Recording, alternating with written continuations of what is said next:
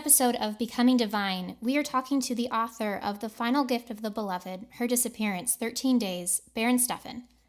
Barron Steffen is a longtime student on the spiritual path of City Yoga.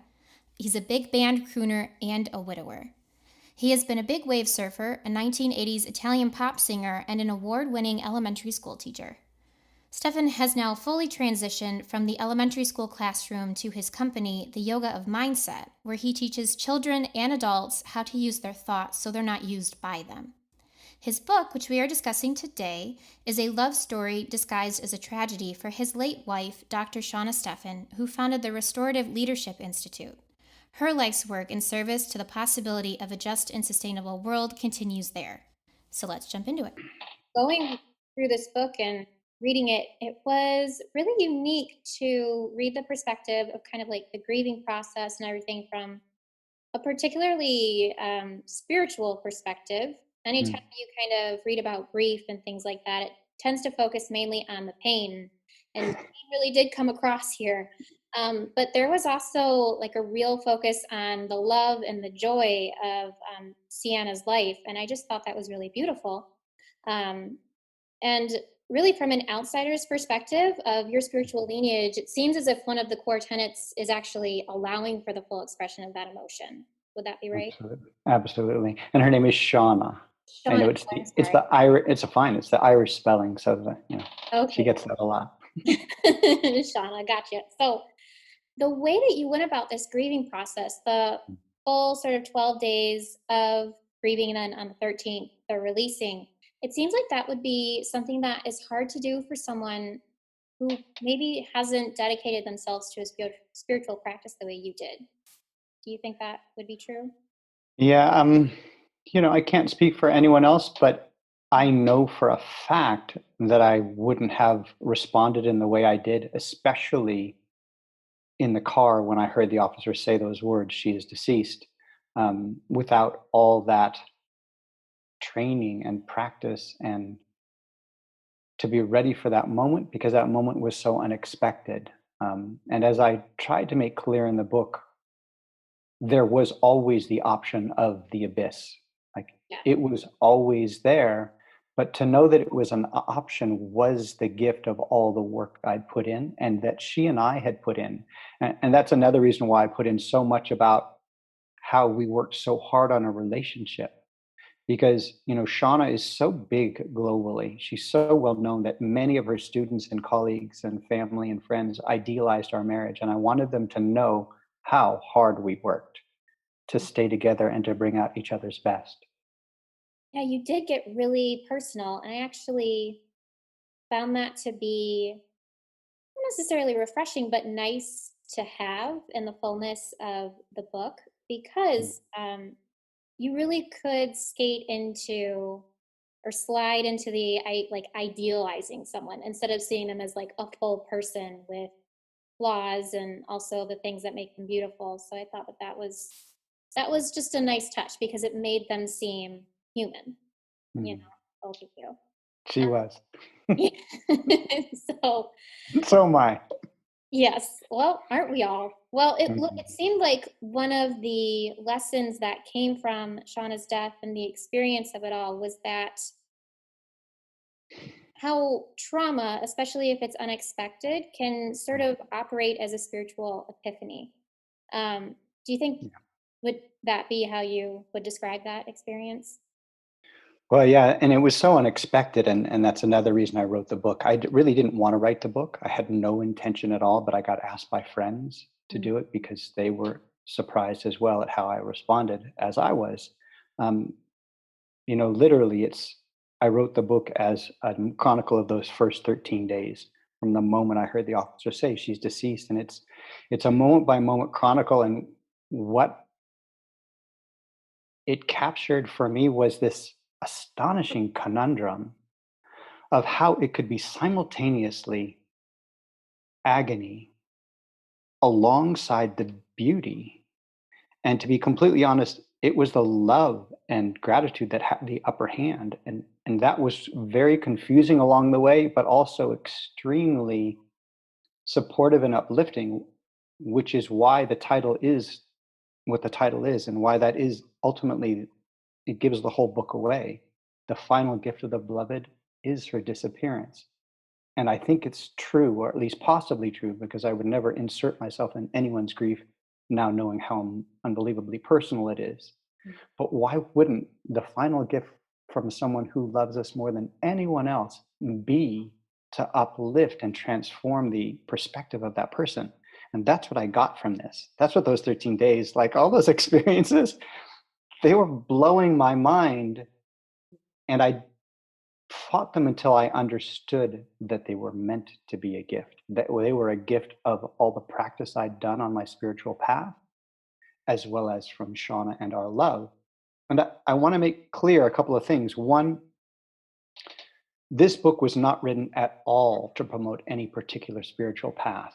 You know, your approach will look different from mine, but really it was more to convey that if one gives oneself to his or her spiritual path fully, astonishing gifts of insights into even the great mysteries of life are possible. And that more, I mean, almost like on a base level, it can provide immense solace and guidance in what would normally be unthinkable moments. Yeah, that's beautiful. And it was actually something I was going to ask because throughout the book, you do reference your spiritual practice and you don't really give any kind of context for it. And it wasn't until I think the 12th day when you finally start talking about it. And I was like, I wonder why he put that at the end. But hearing you describe it the way you do, that makes sense. Um, I thought we were talking about personal practices. I am a medium, and when I go and I help people connect to their loved ones, a lot of the times, as you were mentioning before, people mix up their grief and their love. They sort of confuse the two because they think that that person is no longer there to receive their love, and so they're just Mhm. holding on to it and they're turning it inwards. And yeah, Yeah, it's so natural. And it's ironic because realize I've been on my City Yoga path for 40 years and in a daily way for 25. And yet, so I knew all of that. And yet, it wasn't until I was faced with the nuts and bolts of something as graphic and incomprehensible as my wife being killed in a car accident that that actually came to life. And you would think that it would be right there, right? That I would know, oh, she's, you know, she's still alive and all that. But my experience gave me something completely different. And it was that third night when she spoke to me in my head that like shattered every expectation I had. yeah, I wanted to ask about that. Reading that, I was like, wow, it sounds like he's coming from my understanding of it. I'm like, that sounds like channeling. That's what people have told me since, but I didn't know at the time. It Yeah. was just so unexpected, Mhm. but then so obviously her as soon as the words started coming through. Mhm. It was, yeah, it was just so obvious that and to be clear, you know, until then, I had this idea of, well, you know, maybe Sean is sort of, you know, drifting into heaven or into the light or into the love, whatever she is, because she was such an immensely good person out for the good of all humanity and all creatures in the world. And to find that not only was she not doing that, but she was livid at having been separated from her physical body and our love and her purpose on the planet was astonishing and also terrifying for, you know, as I reveal in that chapter, Mhm. because I was deeply concerned for what it meant for what she was going through that I couldn't help her with. Yeah. I think that's a really common fear that people have, that their loved ones are that they don't have that support.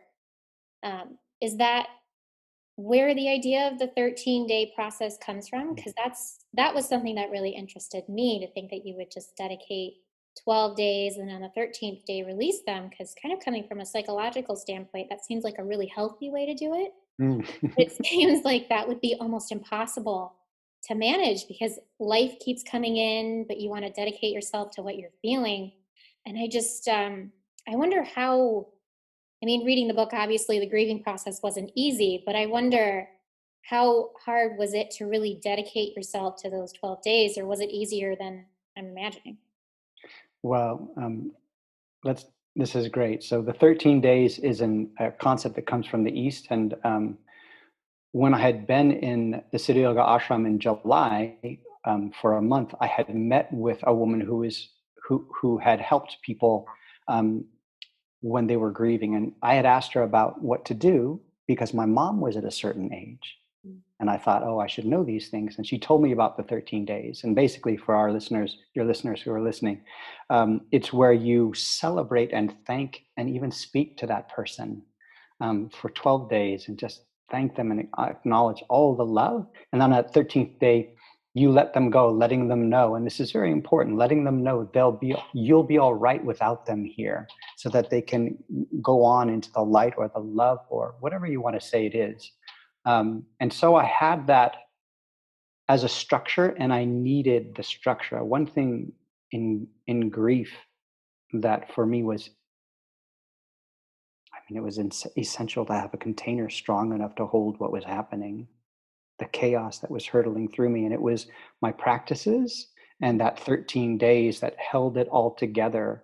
And actually, it wasn't hard. You asked, was it hard to maintain that focus? No, it was actually the easiest thing in the world, because when I got out of that car, so I'm sitting in the car in the parking lot, I call the officer. He had left a voicemail message. Once he tells me she is deceased, I was completely blank. I had no thoughts because I had simply, neurons had never wired to consider that possibility. Mhm. Ironically, it's very similar, if not identical, to deep meditation, which I've done every day for many, many years. So I was familiar with that state of blankness. Mhm. And so I just let it be because I trusted it. And in that trust, one thing arose, and that one thing is what kept me, not only for those 13 days, but for a much longer period after, which was simply send Shauna as many blessings as soon as possible for as long as possible. That was the expression of my love for her. And the only thing that I could think of doing, and what else could I possibly have done? Mhm. There is not, how else am I going to help her? How else am I going to be there for her? Mhm. Yeah. I think that's really beautiful. I think the idea of having a container for grief is really important, especially because, particularly here in the West, we don't like to contemplate death or what happens afterwards. So that means that we're normally completely unprepared for things like grief or death when it happens. And I like that idea of the container. It's probably something I'll start recommending to people if they're worried, because that's a common fear. What happens to my loved one after they pass on? And a lot of times people think, what if they get stuck? And I think that that's a really good way to express your own love for this person, but then also help them feel free to move on. Yeah. And I searched for, in spite of what it seems like I should have known from so much practice and study and all that, I still searched for things that would explain what she might be going through and what was happening. And on my website, I put a menu page of a resource library that has all the audio, um, the books, and some of the lessons that I use for those 13 days and after to get me through. And one thing I'm going to recommend wholeheartedly, and it's not affiliated with any path, is the work of Dr. Michael Newton, which is what the monk that I spoke to from City Yoga recommended to me on that second day when I spoke to him. He said, he said something about the psychologist who's done work with life between lives. And it turns out this is Dr. Michael Newton, and he wrote this series of books, but the one I recommend the most and put on the website is Destiny of Souls, because it explains from his perspective of having hypnotized hundreds and hundreds of people, this entire, almost like picture the world as a bubble, and then picture this immense bubble around this world and many, many other worlds. And it gives that structure, that context that you're referring to have a greater understanding of not just where they are, but where we all come from, why we choose to come into bodies. Um, the purpose of life is growth instead of just happiness and pleasure, Mhm. which shifts the paradigm completely, and I think would keep a heck of a lot more couples together rather than divorcing once we understand that. Mhm. Um, so I recommend that highly, because that structure that is really, really helpful. And I think any structure that we have in that moment, it's going to be utterly destroyed. So it has to be strong. Yeah, it's very true. And also really rooted in that love, because it's funny, you mentioned early on in the book that obviously this was a car crash and there was then more person involved in the car crash, but I had honestly it had not even crossed my mind that there was a second person involved in this, because so much love and attention and grief was focused on Seana, that I just forgot. And I was like, why didn't I think of that? And I actually, I like how you made mention very early on, and you sort of put it out into your online ohana, your family. And you very clearly said, I want us to focus on Shauna. I don't want us to focus on any anger or blame or anything like that. And I found that sort of remarkable, because in that time of grief and pain, it's really easy to transfer all of that pain and all of that misplaced, we think, love onto someone that we think is responsible for that. Yeah, and I knew that Shauna felt exactly as I did, Mm-hmm. that is the last thing she wanted or would have wanted. And from my perspective of, like, for me, in the West, we think of yoga as twisting bodies, but for me, yoga is thousands of years of the scientific study of the mind and how it works. Mm-hmm. And so one of the things an ego automatically does, and why we're so stuck in these divisions and fears and anxieties, is because we blame others in the outside world for every negative thought and fear and emotion we have. That is the habit. And since Sean and I came together to grow and to mature together, we made a commitment early on that if anything appeared out of the blue, we would look to it for hidden gifts, regardless of how abhorrent it would be. Because the nice things that happen to us, those are easy and deceptive. But those abhorrent things, and so in a way, we'd learned to trust those things. So of course, I had to continue that. But I would also share how important it is now, above all times, in this current climate of our world and country, to watch our minds, because it is from our thoughts and emotions, where as soon as I'm blaming anyone or anything on the outside for how I feel, I am back in ego and completely 100% wrong. And though that is as you say, the natural reaction, it is not our truest nature as human beings. It is something we have allowed to proliferate. And I tend to think of it as a male-dominated society for thousands of years that has allowed that, right? Might equals right, right or wrong, black or white. And I think we could use some women leadership to help us get out of this bind. Yeah, especially because coming from that perspective, if you were to focus on that anger, it would probably really arrest that grieving and healing process. It shuts it off completely. Like not only does that shut it off, but I found that any normal thinking, concerns of like planning or anything, it closed my heart. And so what I wanted to do, because I realized this was immensely beneficial to go through the grief, but also to receive the gifts, to become aware of them, I had to keep my heart open. And so how fortunate that I had the cottage down in nature to go to for all that time, to be alone and not have to plan and not have to do these things, because that part of my mind, it shut everything down. I remember one time, and I wrote about it in the book, that as soon as I started thinking about those thoughts, things went from like 3-dimensional to 2-dimensional. So I would, how blessed I was, and how strongly I would recommend for anyone who really wants to deeply open the gifts from the one who's departed, and also to benefit the one who's departed, to shut out any noise there is, both really outside and also the noise that we bring in thinking through conversations and things in our heads, and get rid of all that, to really drill down deep on what's available, because it's rare that we're ripped open like that, right? Yeah. As I say in the book, in one sense, I'm happy to share all this now, because I'm not afraid of anything. There's nothing else can happen to me that can be as bad as that, because there's no one that I love like her. Yeah. I can't lose anything else as bad as that. Like losing myself, so compared to Seana, nothing.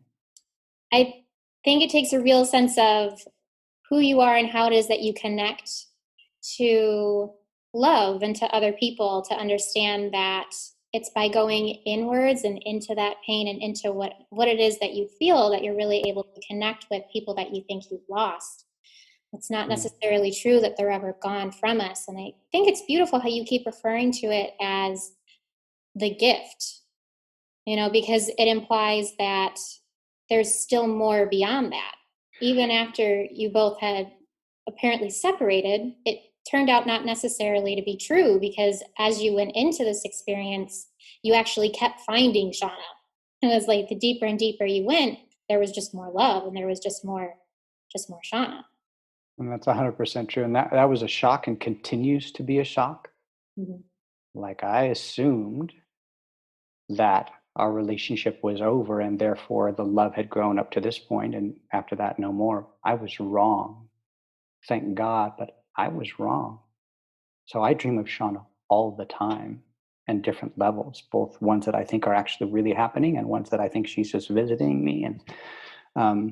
And she's also communicated with me one other time since she spoke to me in my head on that third night. And it was about 11 months after she died.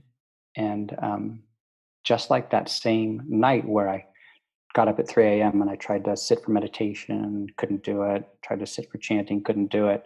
The same thing happened. I walked one day to the beach here in Hawaii to chant the Guru Gita, and it started to rain. And I went somewhere else to do something, and nothing fit. And it had that same, I wonder what's going on. And so I sat down on a couch privately and just asked in my head, just like that night, is there something you want to say to me, Amore? And she spoke to me, and I wrote it all down, and it was much briefer and from a completely different perspective, extremely relaxed and uplifted, and very, very clear message for me. But what I would share with everyone that I think is highly beneficial and relevant to what we're talking about, she said, let me see if I can find it here. Hold on. Oh, I'm with you so much now, and I know you feel me. I don't miss you because I'm with you anytime I want or choose, and it's so much more available now. Yeah. Yeah. So, ultimately, I can imagine people out there going, yeah, I wonder if that really happened and all those things. But you know what I discovered, Julia? It's that perspective is the fact. It doesn't just influence the fact. Perspective is the fact. Because from my perspective, right, I can never get out of my own present moment. I will always be this awareness of there being an I here present. And so I am always the perceiver and the interpreter of what's happening, no matter what. And so ultimately it comes down to recognizing, and it has for me those what I call prime number like episodes, unrepeatable, that are so obviously true and so deeply filled with emotion of love and transcendence that you can doubt it later. Like you and I could go out for a drink later and talk about it and pick it apart, right, from our normal perspectives. But ultimately, we are the ones who choose what is true for us. And there's never going to be any other truth. Like I have spent years going into meditation, focusing only on who am I, as Ramana Maharshi and others teach. And there's nothing ever there when I get really deep down to it. Like I do this when I run, when I swim, when I get down to simply the I am without I am a man, or I am rich, or I am poor, or I am anything. The only thing that is there is this I awareness. And it's almost like what am I is just as appropriate as who am I.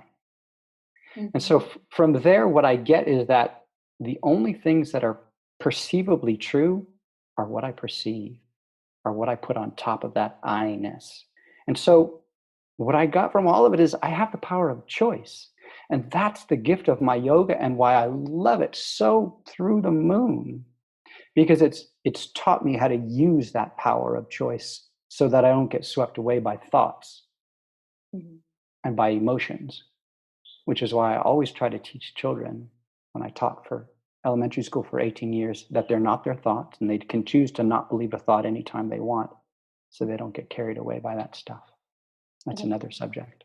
Well, that's invaluable too. If someone had taught me that as a kid, my life would have been so much easier until I had really dove into my own spiritual practice. The idea Mm. that of perception and believing a thought or not believing a thought, and you can really tell in this story that you really did make a choice on how you were going to. I mean, you talk about how you didn't really things just kind of happened on autopilot because you were never prepared for anything like this. But you can see, at day 2, 3, you kept making this choice to keep going Mm. back to this and keep going back to the love and keep, going deeper and deeper into it. And so I think that's very relevant personally, and Mhm. especially when it comes to something like grief, deciding how we're going to deal with it, how we're personally going to choose our experience there. Is it going to be something that we will eventually recover from, or is it going to be something that we just sink into? You know? And to me, that's why sadhana, the spiritual path, the spiritual practices and effort, Mhm. make so much sense and are so essential. Because otherwise, we don't have the strength to make those choices. We are simply swept away by the belief of, oh my God, can you believe that a-hole did that or she said that?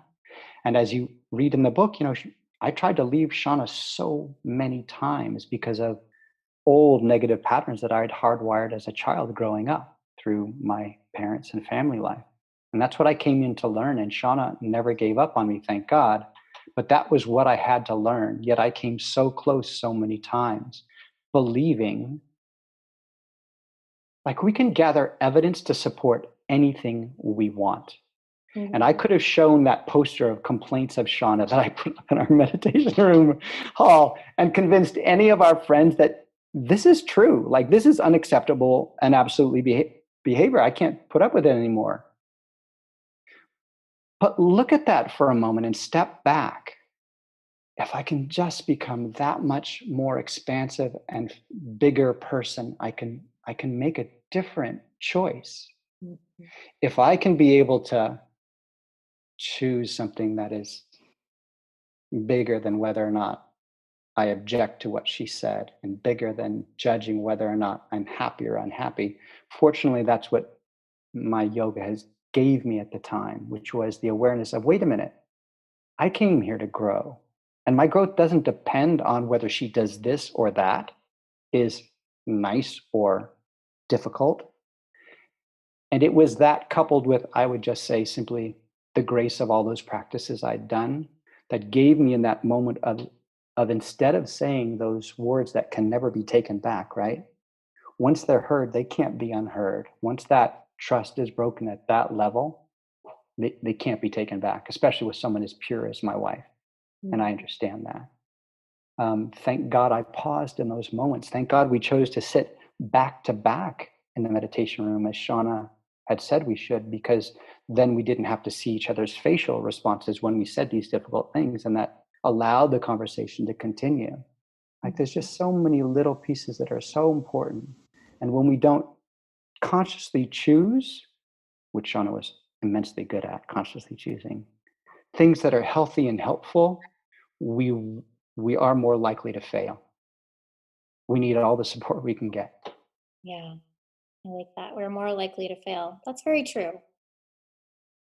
So, on top of all that, the way that you're speaking about your spiritual practice, this idea of making your own choices and sort of being, it seems like, the master of your own life, it reminds me of this time, sort of as you, on the first day when you came out of the car and you walked into the church and you approached, I guess, an altar with all the pictures of your gurus on it, and you expected this moment of Mhm. recognition or I guess insight to happen, and you mentioned that sort of nothing happened, especially not the way that you were expecting it to. I know in the book that you refer to Shauna as your guru, but reading that moment in the book, to me, it sort of seemed as if it was an initiation into becoming your own guru. Beautiful. Is that how you saw You, that? you nailed it. It took me years to figure that one out, but good job. In the same way that I went in there needing to hear some confirmation, to feel some explanation for why now, why this.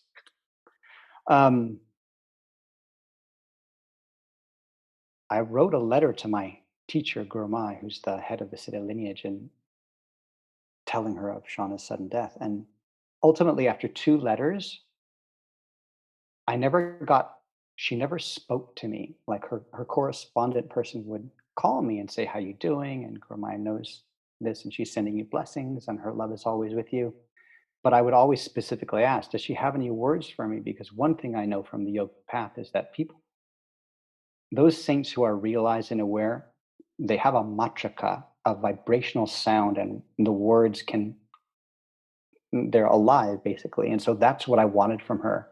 But she never gave it. For 1.5 years, I never heard her say one word to me. And she did that. I finally figured out, Julia, for the reason you just said, to keep pointing me back to myself. No, look inside. You can never depend on anything on the outside. No, it's all inside the inner self, or as Siddha yogis say, God dwells within you as you. But to actually be forced to do that, what another gift. Yeah. Right? And can you imagine someone who wasn't, and there have been many, right, who aren't totally devoted to their path or whatever it is, saying, how could she not do this? How could she not talk to me and help me? And then you go off on a whole other trajectory for the rest of your life. Mm-hmm. Like there's so many choices along the way. So we have to be true to what we love, and we have to be true to love and not selfish in that, or we will, I'm saying we, but I'm saying me really, or I will always choose wrong in those moments that matter most. If I haven't been trustworthy and truthful with myself up until that point and earnest, how is that going to shift in a moment of utter need and devastation? It's not. Yeah. And that really brings to mind how we sort of expect these answers in these terrible moments where we don't know what to do, instead of not necessarily preparing for these moments, but doing the upkeep in between these moments where we think we need the support. Because especially that moment where it was sort of this initiation to becoming your own guru, I feel as if that was not only possible to you because of it, but it was more open to you because you had been doing sort of that upkeep every day. It was like brushing your teeth, or going for a run or something like that. It's just part of how you care for yourself. And I think that is sort of a crucial point that a lot of people in the West, especially, we miss that. We miss this opportunity to take care of ourselves and be our own guru, and even the smaller ways. Yeah, and I don't get how we miss that. Like, having taught for 18 years, 4th and 5th graders, and met with their parents and all that, I still don't get how we don't understand that practice matters. Mm-hmm. Like, how do we not get it? Like that guy and girl who won the Masters Open and the championship here and there, they did nothing but practice and visualize every day because they knew the power of it. To imagine that practice isn't necessary for these things, to me, is insanity. Mm-hmm. And it's why I still read my own lessons every day since 1996, when I started taking them. There were these lessons called the Correspondence Course lessons that were part of Siddha Yoga. And they're basically, you would get 2 lessons a month and reread them over and over. And I record them. And I still do that every day, because what I find is that the most basic way that life works is that whatever thought I'm thinking in each moment determines my experience of life in that moment, until the very next moment when I think something else, maybe the opposite. But then I believe that completely. Mm-hmm. And so this is the most basic way that life works. Like, thought is incredibly powerful and creative. We just don't know it. Mm-hmm. Because we have 60,000 thoughts a day and we can't even remember 2 or 3. But once we get that that's the way it is, and then on top of that, if we can just get the willpower to stay with it, because It's very, very, very few people I've found are willing to do this work with the mind because it's too hard, it's too subtle. This is why I listen to my lessons every day, because I'm replacing those old tapes of the way I describe life through negative or limiting ways with teachings that are much higher. And so they come out naturally because I've listened to them so many times. They're me now, they're not just teachings. And isn't that what a tennis champion is doing? In the moment when he's got a fault, a double fault or win the match, he's trained so hard that he doesn't even let his mind or her mind go to the possibility of failure, which would probably make a double fault. It is practice that matters. It is repetition that matters.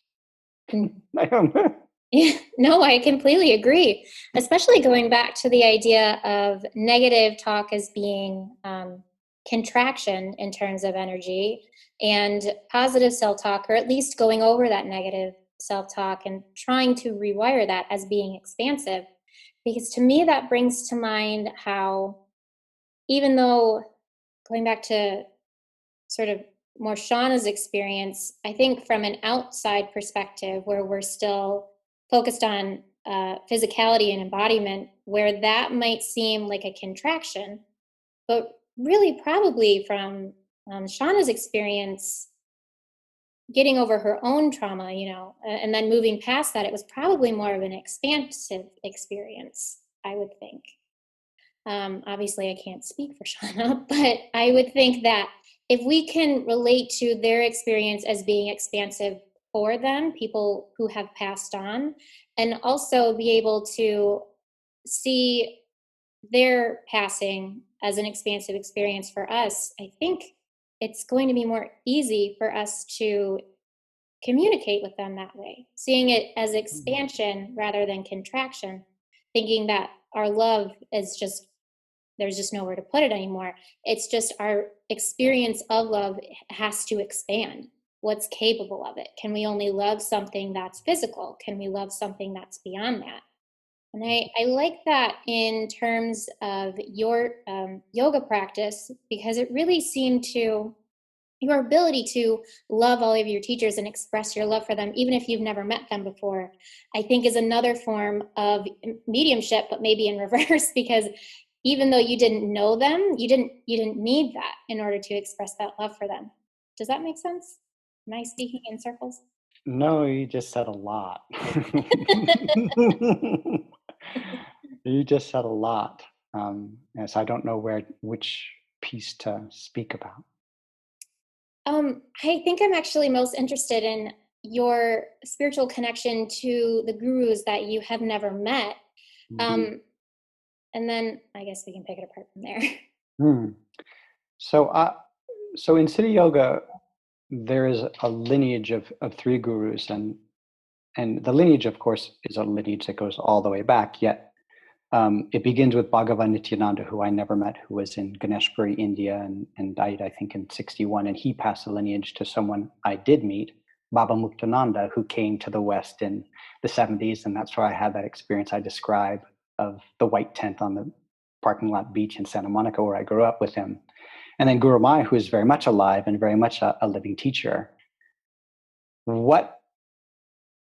For me, what Siddha Yoga is it's the removing of layers of concepts. And so when I went into Siddha Yoga, 40 years ago, I had so many ideas that had to be removed, that were they just get in the way. They're literally like if you and I were trying to get across the room, but we had all this furniture in between, the furniture has to be moved. There's no way to get across the room otherwise. And so through having experiences, I realized it was a true path. And it was those experiences that then had me stick with it. And then it was the sticking with it that began to move these ideas of just limiting ideas of, who's that person in a loincloth, and why do we have to take off our shoes? And, all these things that are just ideas that get in the way. And I guess it's good if you don't want to track mud through the house, but to get hung up on whether or not I have to take my shoes off, I had to realize what I was giving up if I was going to get hung up on that, which was a deeper possible receiving of a communication. And so really it just comes down to that, like how badly do we want something better and bigger and truer that makes me let go of the idea that I can't have a relationship with a guru who's passed. It's just, when I was young, I became very attached to a book called The Nature of Personal Reality by Jane Roberts. And she channeled a spirit called Seth. And I guess of all the things in there that I got was that if we're not aware of the possibility of something, it cannot come through it. It will never be possible. But it is when things become aware as, oh, you mean really that happened to someone? It could happen to me, that the door opens in our psyche to allow it to happen. Yes. And that's why I trust my teachers so much, because they've proven so many times, and over time it just, that their words continue to be true. Mhm. And so if let's not even consider them that they're siddha gurus and realized beings that have passed through this earth plane to help us all, but let's just simply say, wouldn't we believe the brother whose words always turned out to be true than the brother who always lied and ended up like getting in trouble and having a difficult life? It's as simple as that. Is we go at whatever highest fine refined level of truth and love and heart we ourselves can attune ourselves to. And so of course I want to tune myself to those who spoke that way. I mean, what I love about Siddha Yoga is that it's not a religion. There are people from every different faith in it. And so there's quotes all the time from Buddha and Jesus and Mansur Mastana and Rumi, and it goes on and on and on. There is this understanding of no ism could possibly, no religion, no Hinduism, no Catholicism, no ism could possibly contain the bigness of what it all is and what we all are. And so eventually I just fell in love with those words. I mean, how could I not fall in love with someone who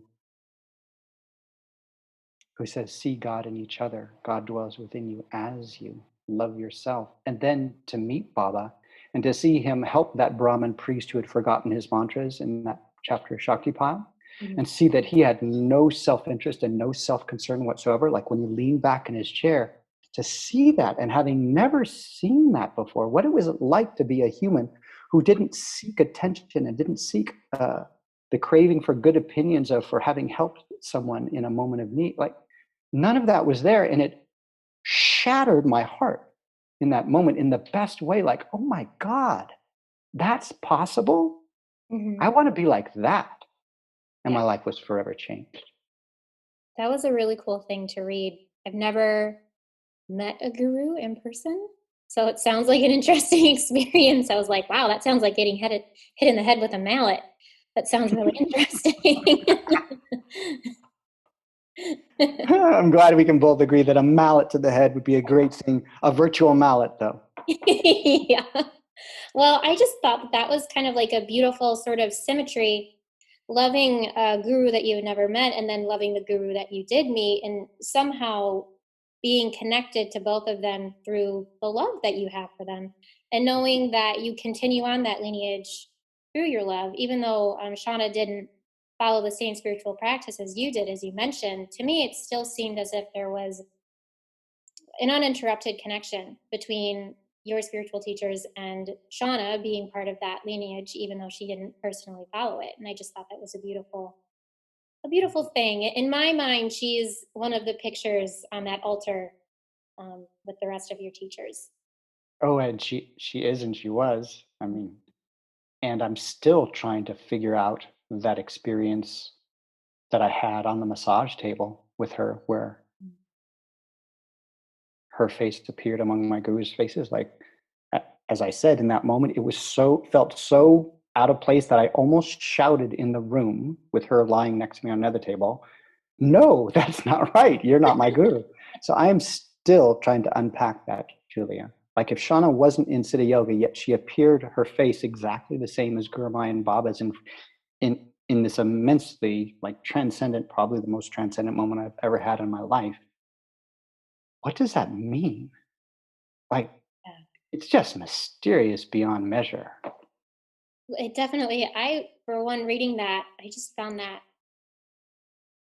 to just be beautiful. It felt as if there was less a connection based on obviously what lineage you follow, and more about just following those links of love. However corny that may sound, but that's It just how. doesn't sound corny. Yeah, Doesn't every great being in religion say that God is love or that that's love is God? Like everybody says it, but apparently nobody's really that attached to following it. yeah.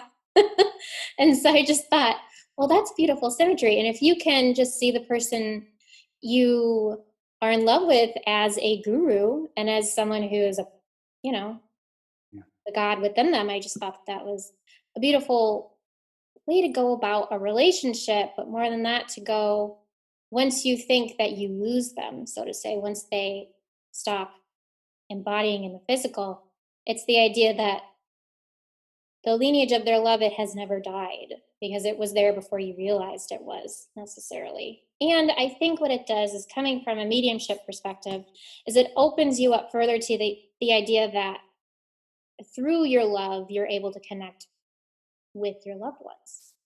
It's never misplaced, I guess. And reading your book, I was like, man, I see a lot of my own practice in this, even though I don't follow steady yoga. But I just thought, for people who are looking for that connection, like, reading your book would be a great way for them to realize that I can go into grief and find my loved ones.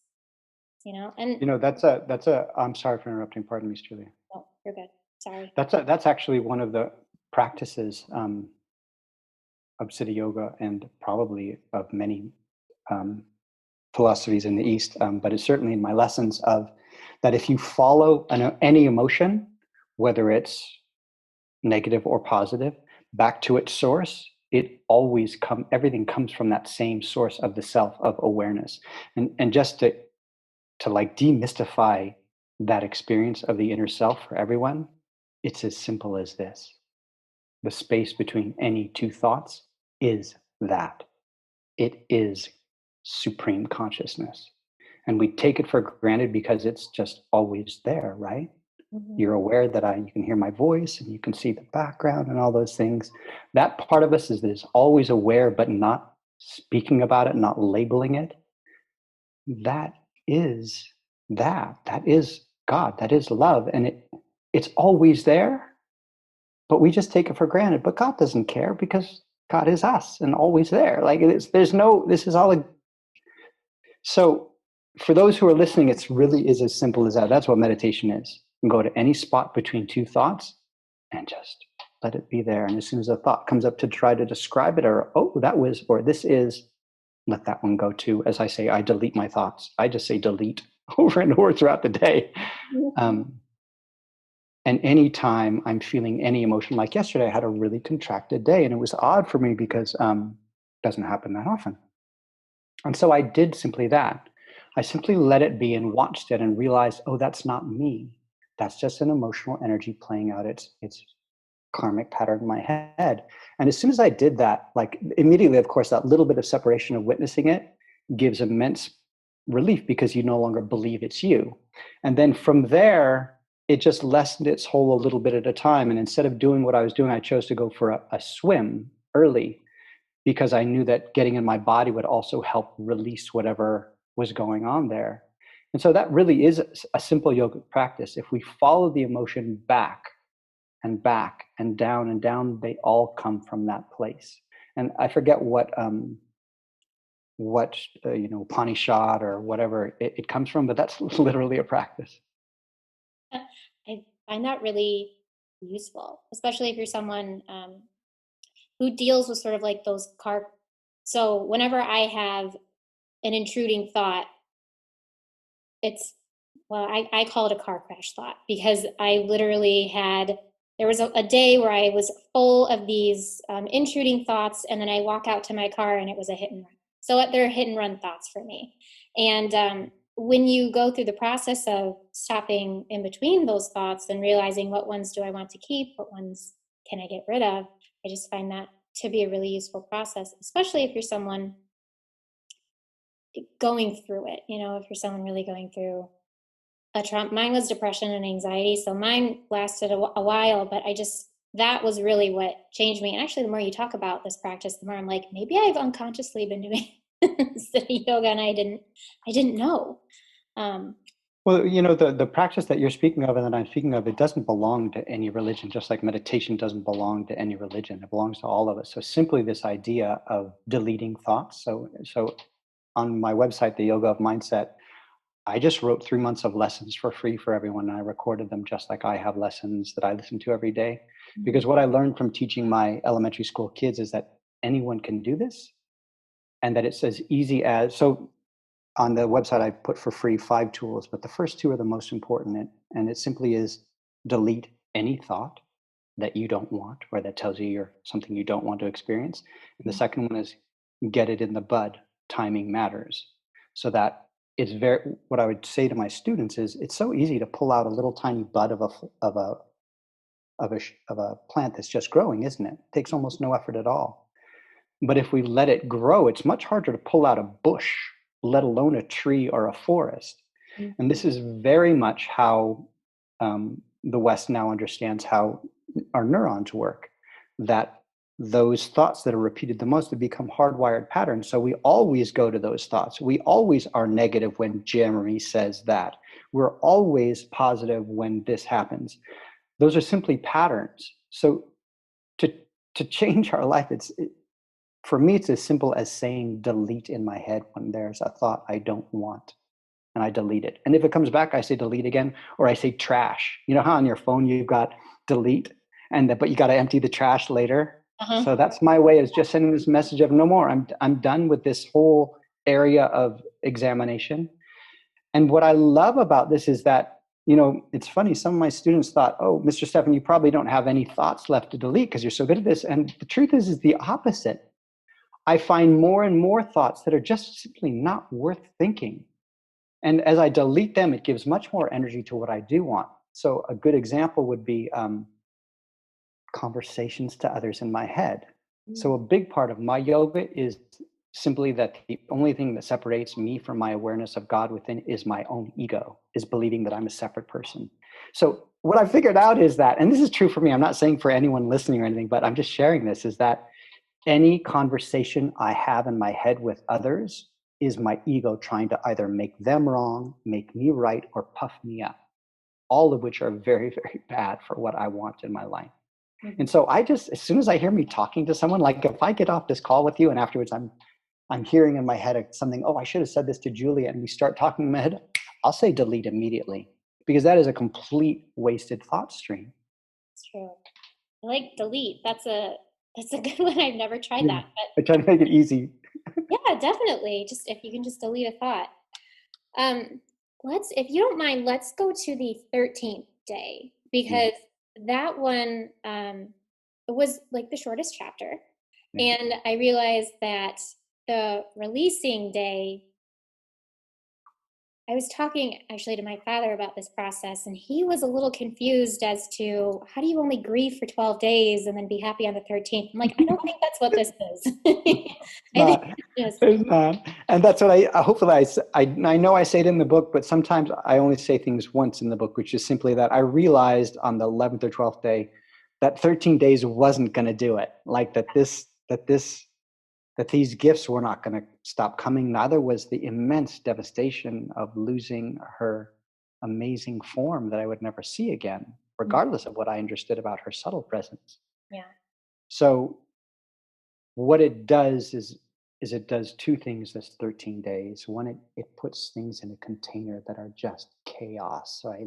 Imagine like these corks bouncing off walls, right? Otherwise it just destroys everything. And so that helped hold my grief and also allow my practices to help me.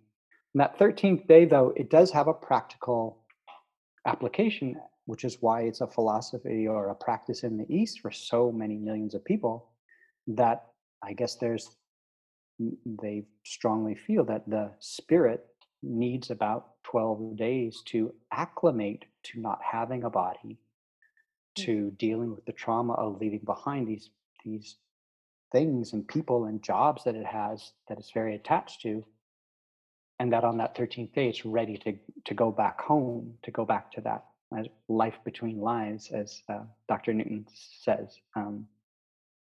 So it's very important that the spirit passing on knows that you'll be all right without them, which is why I think the whole premise of Destiny of Souls by Dr. Newton is simply the departing soul's attempts to communicate back with the people who are left behind, that it's still that it's not gone, to give it that little bit of respite, so that it can have a greater perspective.